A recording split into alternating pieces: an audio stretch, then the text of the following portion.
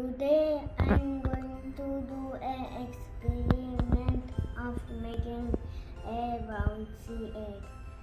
For that we need an egg and a glass. Then I put the egg into the glass.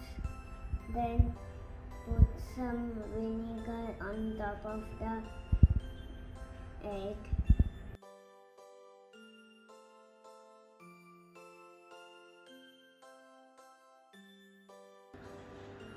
Now we will wait for 24 hours to see the result. It took 2 days to become a bouncy egg. See how it bounced.